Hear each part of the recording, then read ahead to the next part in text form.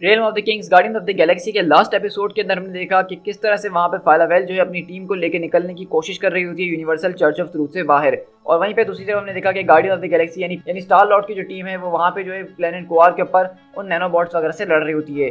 लेकिन यहाँ पे मजे की बात यह होती है कि यहाँ पे फाइलावेल के पास जो है मेलस्टॉर्म आ जाता है, जो कि उसको बताने की कोशिश करता है कि वो अपनी सारी की सारी गलतियों को सुधार सकती है। ओब्लिवियन के साथ उसने जो सौदा करा था उसको खत्म कर सकती है, सिर्फ उसको इस ककून को खोलना होगा। और फाइलावेल समझती है कि इस ककून के अंदर एडम वॉरलॉक है, जिसको उसको दोबारा जिंदा करना होगा एक कॉस्मिक बैलेंस बनाने के लिए। लेकिन हम देखते हैं कि जैसे ही वो उस ककून को खोलती है काटते हुए, तो उसके अंदर से एडम वॉरलॉक नहीं बल्कि थेनोस जो है वो दोबारा रीबॉर्न हो चुका है। अब आगे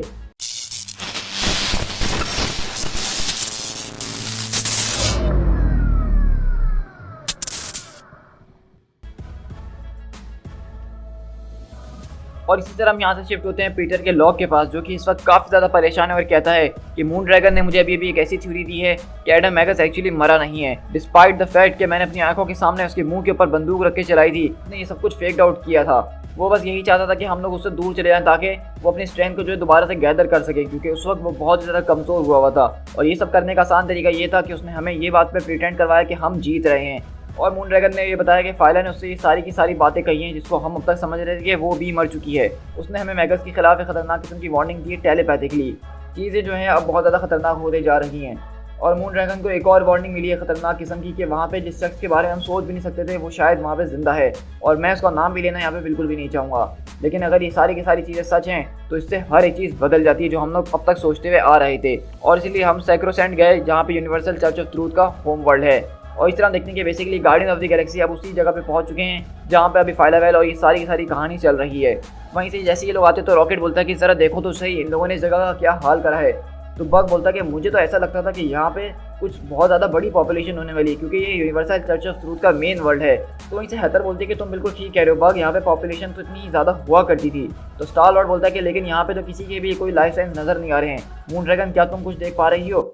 लेकिन वहीं से ड्रैक्स बोलता है कि मुझे किसी भी टारगेट स्कैनर या टेलीपैथिक प्रॉप की जरूरत नहीं है। क्या तुम लोग उसको यहाँ पे टेस्ट नहीं कर सकते हो? मैं उसको टेस्ट कर सकता हूँ। इस एशेस के अंदर एक खुशबू आ रही है जिसको मैं महसूस कर सकता हूँ, वो मेरे गले के से नीचे उतर रही है। आखिरकार वो वापस कैसे आ सकता है?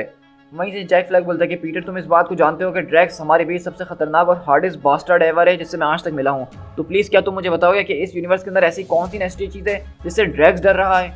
और हम देखते हैं कि ड्रैक्स यहाँ पे अपना सर पकड़ के बैठ के रोने लग जाता है और कहता है कि उसको मारना ही मेरा ज़िंदगी का इकलौता मिशन था, यही मेरी ज़िंदगी का मकसद था और मैंने उसको मार भी दिया था। मैंने उसके सीने में से उसका दिल बाहर निकाल लिया था। आखिरकार वो दोबारा से जिंदा कैसे हो सकता है? मुझे उसको दोबारा मारना पड़ेगा।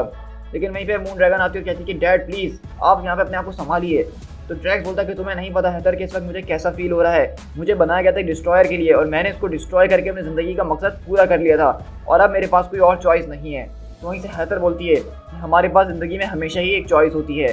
तो हम देख रहे हैं कि यहाँ पे ड्रैक्स अभी तक थैनोस से मिला नहीं है, लेकिन अभी से उसने सेंस कर लिया कि थैनोस वापसी लौट कर आ चुका है। और हम देखते हैं कि यहाँ पर अगले पल सामने की तरफ एक बहुत बड़ा धमाका होता है। तो गार्डियंस की टीम बोलती है कि हमें वहाँ पे जाके देखना चाहिए और वो लोग बताते हैं कि वहाँ से कुछ लाइव रीडिंग्स भी आ रही हैं। और इस तरह हम देखते हैं कि ये लोग जब वहाँ पे भाग के जा रहे होते हैं तो वहाँ दूसरी तरफ से कोई और नहीं बल्कि गमोरा, कॉस्मो और मैंटिस वगैरह भागते हुए आ रहे होते हैं अपनी जान बचाते हुए। और वो लोग आके एक दूसरे से गले मिलते हैं और यहाँ पे इन लोगों के बीच एक छोटी सी रीयूनियन होती है, क्योंकि इतने टाइम से ये टीम समझ रही थी कि वो इनकी जो टीम है वो मर चुकी है।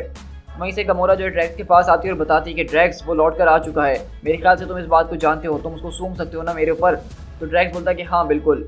तो वहीं से मून ड्रैगन बोलती है गमोरा प्लीज़ अगर तुम सब यहाँ से बाहर निकल कर आ चुके हो तो फायला का क्या हुआ? वो मुझे कहीं नज़र नहीं आ रही और ना ही मैं उसको सुन पा रही हूँ माइंड के जरिए।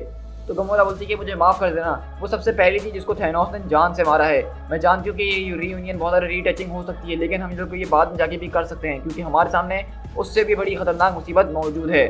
और इस तरह हम देखेंगे कि अगले पल वहाँ से थैनोस आता है जो कि बिल्कुल इस वक्त पागल हुआ है और इन लोग के ऊपर अंधाधुंध अटैक कर रहा है। और हम देख रहे हैं कि यहाँ पे थैनोस काफ़ी ज़्यादा बदल चुका है, उसका माइंड इस वक्त अपने कंट्रोल के अंदर नहीं है और वो सिर्फ एक रेजिंग मशीन की तरह इनके ऊपर अटैक कर रहा है, जैसे हल्क आउट ऑफ कंट्रोल होकर एक दूसरे को मारना शुरू कर दिया था। और इस तरह वहाँ पे स्टार लॉर्ड बोलता है कि फॉल बैक, हमें यहाँ से निकलना होगा। थैनोस जो है वो बिल्कुल पागल हो चुका है और ये अब तक का सबसे खतरनाक थैनोस है जिससे मैं मिला हूँ। तो वहीं से जैक फ्लैग बोलता है कि मेरे ख्याल से तुम ठीक कह रहे हो, क्योंकि इससे पहले वाला जो थैनोस था वो कम से कम बातचीत तो करता था, हमें यहाँ से फौरन टेलीपोर्ट होकर बाहर निकलना होगा। तो स्टार लॉर्ड बोलता है कि नहीं, हम यहाँ से नहीं जा सकते हैं जब तक हम उसको एक जगह कैद ना कर लें। तो वहीं से मैंटिस बताती है कि वो इस वक्त बिल्कुल पागल हो चुका है, वो बिल्कुल जंगली हो चुका है, एक माइंडलेस बीस्ट की तरह। चर्च वालों ने उसको रीएनिमेट करा है पीटर, और ना जाने उसके साथ उन्होंने और क्या क्या करा है। तो वहीं पे मेंटिस बताती है कि मैंने इसके दिमाग को पढ़ने की कोशिश करी है और मुझे उससे यही पता चल पाया है कि यहाँ पे यूनिवर्सल चर्च ऑफ ट्रूथ के जो लोग हैं उसको महीनों से इवन सालों से जो है रीएनिमेट करने की, रिजरेक्ट करने की कोशिश कर रहे हैं। लेकिन थैनोस जब वापसी लौट कर आया तो उसने उनके पूरे के पूरे होम वर्ल्ड को डेसिमेट कर दिया। तो स्टार लॉर्ड बोलता है कि वाह, ये तो वो लोग डिजर्व करते ही थे। लेकिन मेंटिस बोलती है कि तुम जोक्स कर रहे हो, लेकिन इस सबको सच समझने की कोशिश करो। इसका मकसद ये है कि थैनोस जो है वो वापसी लौटकर आना नहीं चाहता था और यूनिवर्सल चर्च ऑफ ट्रूथ ने उसको ज़बरदस्ती वापसी बुलाया है। हम जो है उसको बहुत टाइम से कंटेन करने की कोशिश कर रहे हैं, लेकिन हम लोग ये सब नहीं कर पा रहे हैं। वो बहुत ज़्यादा पागल हो चुका है पहले से। Oh no. तो पीटर बोलता है कि ओह नो से तुम्हारा क्या मतलब है? तो वो कहती है जरा हैदर की तरफ देखो। और हम देखते हैं कि हैदर यहाँ पे जैसा कि अब बहुत ज़्यादा गुस्से में आ चुकी है, वो रो रही होती है और चिल्ला के यही कह रही होती है कि तुमने आखिरकार उसको मार कैसे दिया। वो एक ऐसी इकलौती चीज़ थी जिसको मैं इस यूनिवर्स में सबसे ज़्यादा चाहती थी, आखिरकार तुमने उसको मुझसे छीनने की हिम्मत भी कैसे करी। और वहाँ यहाँ पे सीधा जो है थैनोस के ऊपर अकेले ही अटैक करने के लिए आ चुकी है। लेकिन थैनोस उसको एक ही पंच मारता है और उसकी शील्ड को तोड़ते हुए उसको दूर फेंकता है। और मून ड्रैगन बोलती है मेंटिस, कॉस्मो, मैं इसको अकेले रोक नहीं पाऊंगी, मुझे तुम्हारी साइजिक शील्ड की जरूरत पड़ने वाली है, रीइंफोर्स करो मुझे प्लीज। और इसी तरह अगले पल हम देखते हैं कि वहाँ पे मून ड्रैगन गिर जाती है और थैनोस अपने दोनों हाथों से उसके ऊपर अटैक कर रहा होता है। लेकिन तभी मेजर विक्ट्री अपनी यहाँ पे शील्ड लेकर बीच में आ जाते हैं और कहते हैं कि अगर मैं नहीं आता तो आज तुम मर चुकी होती। तो इसे स्टार लॉर्ड बोलता है कि टीम यहाँ खड़े खड़े तमाशा क्या देख रहे हो, हमें उनको कवर फायर देनी होगी। और इस तरह वो लोग थैनोस के ऊपर अंधाधुंध गोलियां बरसाना शुरू करते हैं।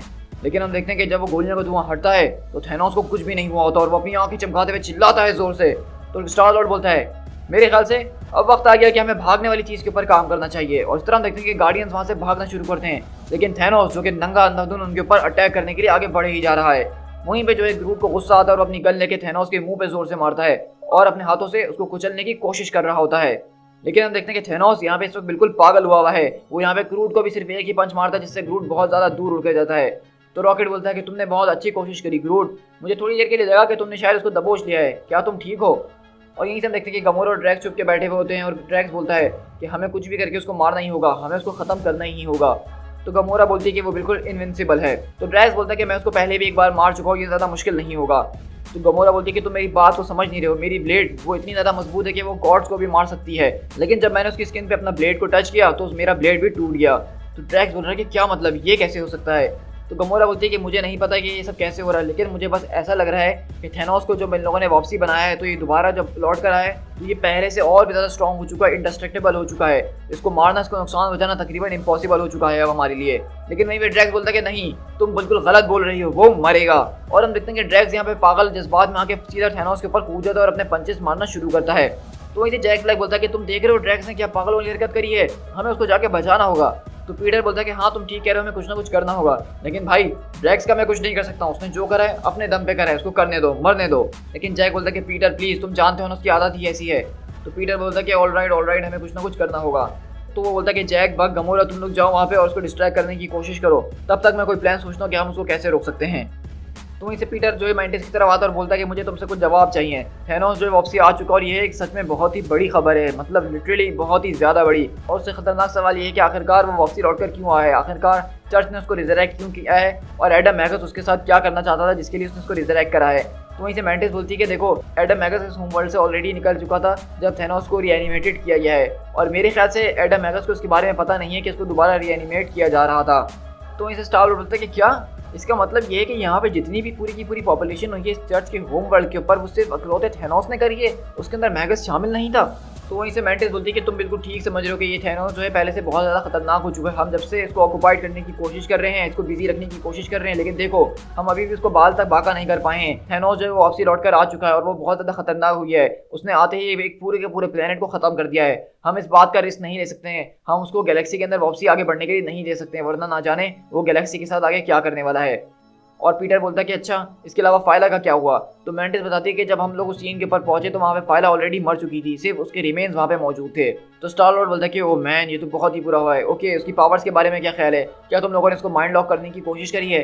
तो इसे कॉस्मो आता है और बोलता है कि हमारे पास इसके बारे में ज़्यादा ऑप्शन नहीं है कैमरेट कोइल, क्योंकि हम लोग जब से जो है मिलकर इसको माइंड लॉक करने की कोशिश कर रहे हैं, लेकिन जो इसका दिमाग है ये बहुत ज़बरदस्त तरीके से शील्डेड है, इसके ऊपर हमारे टेलीपैथ्स काम नहीं कर रहे हैं। तो स्टार लॉर्ड बोलता है कि कम ऑन, तुम मेंटिस और मून ड्रैगन इस पूरी की पूरी यूनिवर्स के अंदर सबसे ज़्यादा मोस्ट पावरफुल टेलीपैथ्स माने जाते हो, तो तुम लोग भी उसको नहीं रोक पा रहे हो।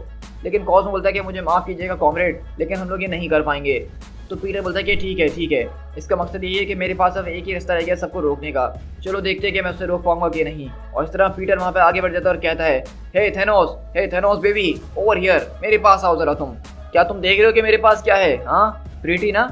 और इस तरह हम देखते हैं कि वहाँ से स्टार लॉर्ड अपनी जेब में से कॉस्मिक क्यूब को निकालता है और उसको देखते ही थैनोस की आंखें खुल जाती हैं और वो फौरन उसकी तरफ आने लगता है और बोलता है कि ये चीज़ देखो कैसे तुम मेरे पास आ रहे हो। कॉस्मिक क्यूब अनबिलीवेबली पावरफुल, जो तुम्हारी हर एक ख्वाहिश को पूरा कर देता है, रियलिटी को ट्विस्ट कर देता है।